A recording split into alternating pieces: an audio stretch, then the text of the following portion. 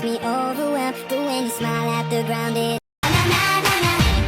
baby, you light up my world like nobody else. The way that you flip your hair gets me overwhelmed. But when you smile at the Baiklah, langkah pertama yaitu kita masuk ke Microsoft Word-nya dulu.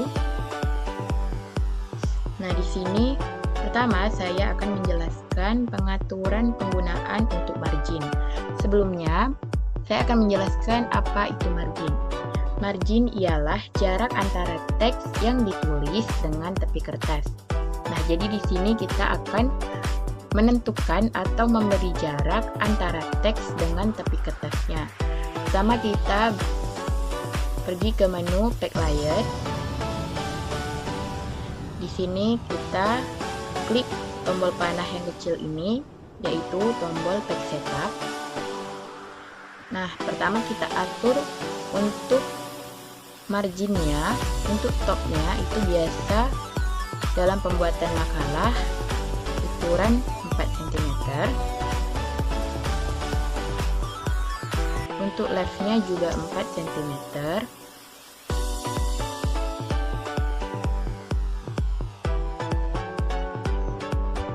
Untuk bottomnya 3 cm.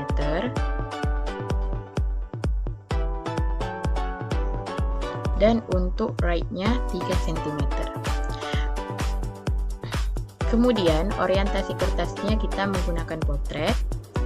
Lalu kita beralih ke menu sampingnya yaitu paper. Di sini kita menentukan ukuran kertasnya. Biasanya dalam pembuatan makalah kita menggunakan ukuran A4. Kemudian kita klik tombol OK di bawah. Nah, kita bisa melihat perbedaan teks ini tadi sebelum menggunakan margin. Sebelum ditentukan margin seperti ini. Setelah digunakan margin menjadi lebih rapi seperti ini. Selanjutnya saya akan menjelaskan pengaturan penggunaan untuk paragraf di Microsoft Word. Nah, sebelumnya, paragraf ialah unit dasar dalam sebuah tulisan atau teks yang terdiri dari satu atau beberapa kalimat yang terkait satu sama lain. Nah, paragraf itu sangat penting dalam pembuatan makalah, yaitu bertujuan supaya mengorganisasi kalimat agar ide tersebut mudah, agar ide atau inti dari materi yang disampaikan mudah dipahami oleh pembaca. Nah, pertama-tama bisa kita lihat di sini bahwa teks di sini masih belum terorganisasi atau belum terparagraf. Pertama kita pilih teks yang ingin kita rapikan. Nah, kemudian kita masuk ke menu backlight. Nah, di sini kita klik tanda panah kecil di paragraf. Nah, di sini di general, alignment-nya kita ganti menjadi justify. Untuk spacing-nya, before-nya dan after-nya di angka 0. Untuk line spacing, kita menggunakan 1,5 line. Kemudian klik OK. Nah, sekarang kita bisa lihat bahwa kalimat tadi terlihat lebih rapi. Ini sebelumnya dan ini sesudahnya.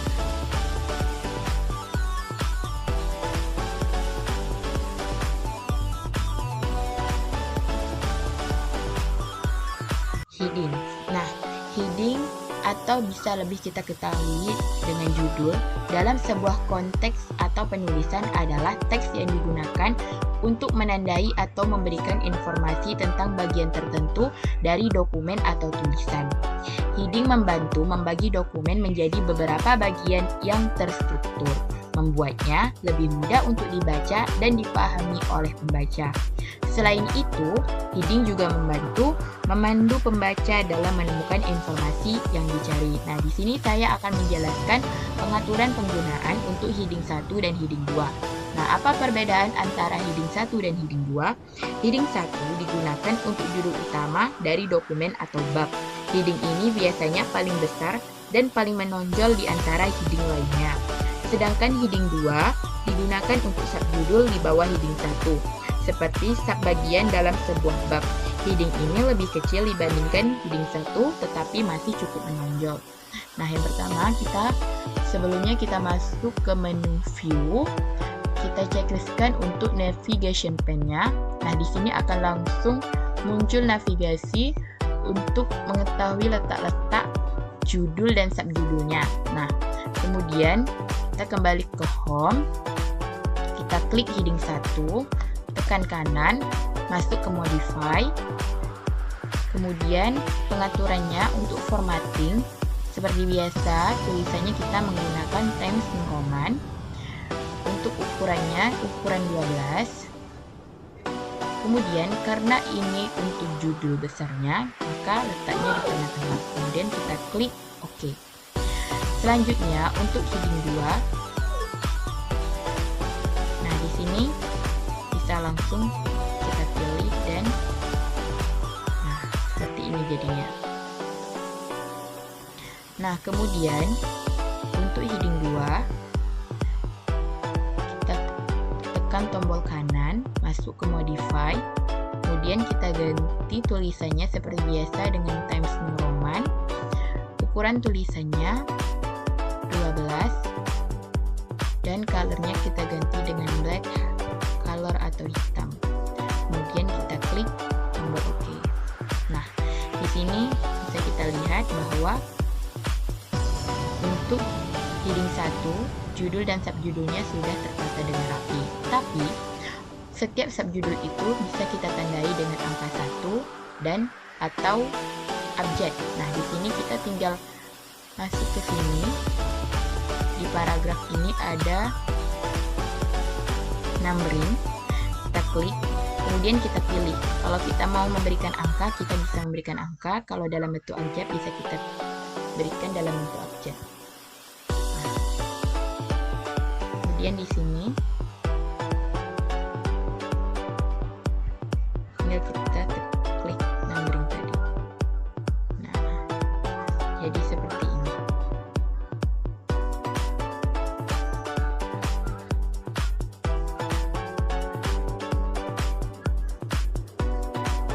Di sini saya akan menjelaskan pengaturan penggunaan untuk page number.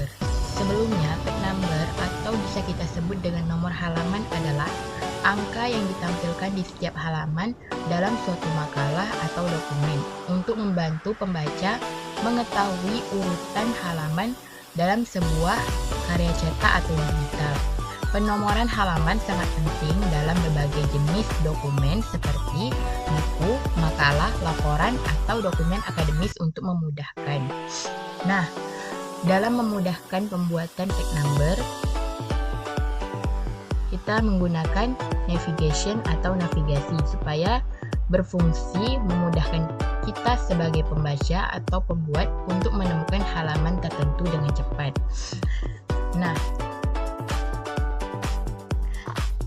untuk kata pengantar dan daftar isi, kita menggunakan penomoran Romawi. Sedangkan penomoran biasa, normal atau angka, itu dimulai dari bab 1 pendahuluan.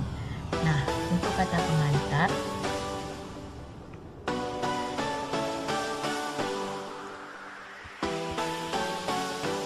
kita klik menu insert, kemudian klik page number, pilih bottom of page, kemudian kita pilih plain number 2. Kita memilih halamannya untuk diletakkan di tengah. Kemudian kita klik lagi page number. Kita pilih format page number. Kita setting ke angka Romawi dan kita start dari angka 1 untuk Romawi. Kemudian klik OK.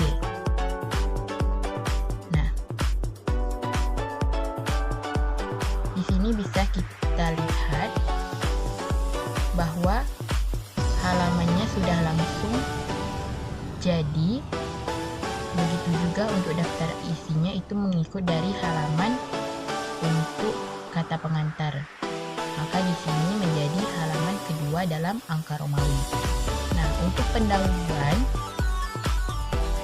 di sini muncul angka 3. Nah, karena kita memulai dengan angka, jadi kita ganti ini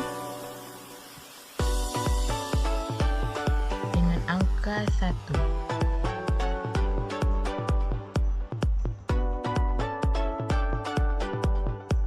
Kita masuk ke insert seperti tadi, tag number, bottom of page, line number 2,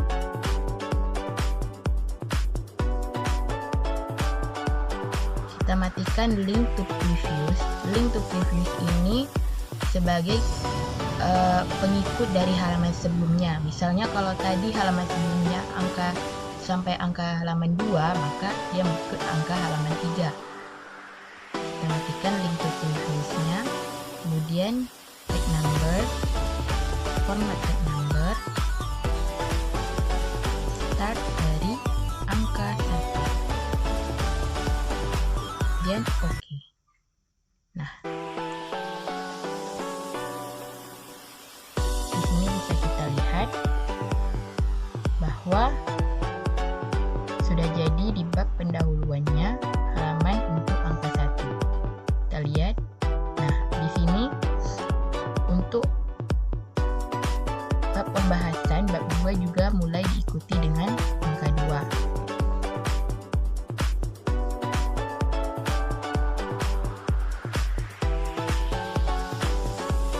Sampai halaman-halaman selanjutnya.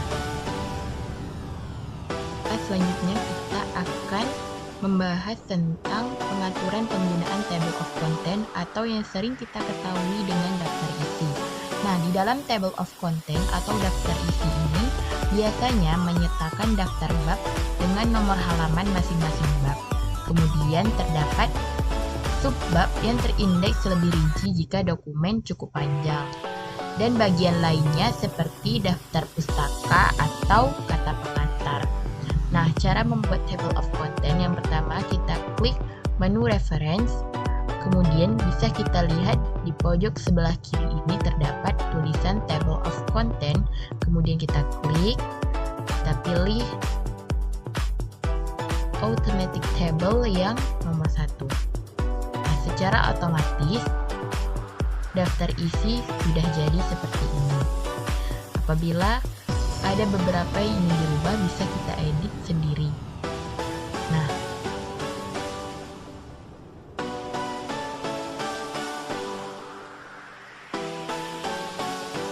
selanjutnya di sini saya akan menjelaskan pengaturan penggunaan untuk footnote atau catatan kaki. Nah, sebelumnya apa itu footnote atau catatan kaki? Footnote atau catatan kaki adalah penjelasan tambahan atau sumber rujukan yang ditempatkan di bagian bawah halaman dalam sebuah makalah atau dokumen. Footnote digunakan untuk memberikan informasi tambahan, klarifikasi, atau sumber referensi tanpa mengganggu alur utama teks. Ini sering digunakan dalam karya ilmiah, artikel, makalah, penelitian buku, dan lain-lain. Nah, pertama-tama kita beralih ke menu reference.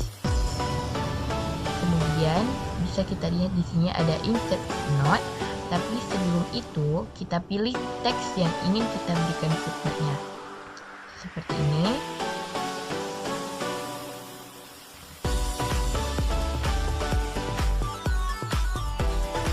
Nah, kemudian kita klik insert footnote, maka akan langsung muncul angka 1 di akhir teks atau paragraf ini tadi. Nah, di sini bisa kita langsung letakkan rujukan atau referensinya. Nah, seperti ini. Akan langsung muncul rujukan dari referensi yang kita ambil tadi.